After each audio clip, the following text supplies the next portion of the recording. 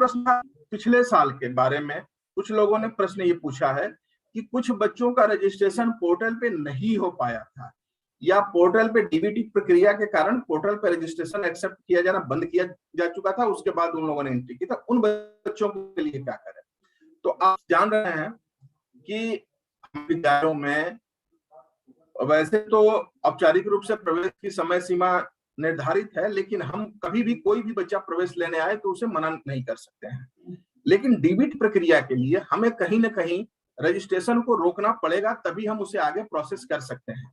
ऐसा नहीं होगा कि कोई बच्चा मार्च में आकर के 15 मार्च को हमारे विद्यालय में एडमिशन ले ले और तब तक हम उसका वेट करें 15 मार्च तक और उसका प्रोसेस करें, तो नहीं हो पाएगा। तो विद्यालय में प्रवेश की जो तिथि वर्णित है, दी गई है, उसके जो औपचारिक रूप से जो तिथियां निर्धारित है, उन तिथियों तक प्रवेश लेने के बाद 5 से 10 दिन का अतिरिक्त समय हम देते हैं और उसके बाद हम उसे रजिस्ट्रेशन पोर्टल पे एक्सेप्ट करना बंद कर देते हैं, क्योंकि हमें उसके बाद आगे की प्रोसेसिंग करनी होती है।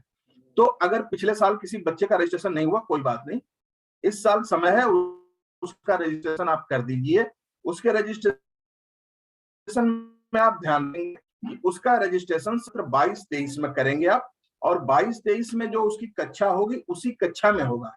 लेकिन उसमें जो प्रवेश की तिथि डाली जाएगी, प्रवेश की तिथि की डाली जाएगी जब वास्तव में उसने आपके विद्यालय में प्रवेश लिया था। यानी अगर पिछले साल वो प्रवेश लिया है तो प्रवेश की तिथि 2021 वाली डाली जाएगी।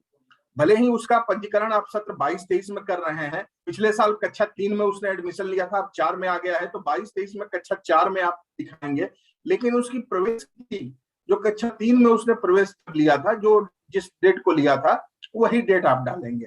तो जब वही डेट डालेंगे तो खुद ब खुद ये समझ जाएगा कि इसमें किसी प्रकार की कोई संशय सुबह की गुंजाइश नहीं है। तीसरी अगला प्रश्न कुछ लोगों का यह था कि कुछ बच्चे जो पिछले सालों में थे और उन्होंने लाभ भी लिया और अब वो किसी प्राइवेट स्कूल में चले गए हैं, उनका क्या करें, वेरीफाई करें कि न करें? स्पष्ट रूप से उनको न करें। जो बच्चे आपके स्कूल में जेन्युइन हैं, वास्तव में हैं, केवल उन्हीं को आप वेरीफाई करें। उन बच्चों का डेटा अपने विद्यालय से डिलीट करें जो किसी और विद्यालय में चले गए। अगर परिषदीय विद्यालय में ही कहीं और चले गए हैं तो वहां पे ट्रांसफर करना है तो वहां पे ट्रांसफर कर दें। अगर प्राइवेट में चले गए हैं तो उनको अपने सिस्टम से उनको डिलीट करिए। अगला प्रश्न एक ये था कि अगर माता पिता किसी का आधार नहीं बना है तो क्या करें? तो स्पष्ट सी बात है कि आधार बनवाने होंगे बच्चों के भी और माता या पिता के भी, और न केवल आधार बनवाने होंगे बल्कि उस आधार से सीडेड एक अकाउंट का भी होना जरूरी है। कुछ लोगों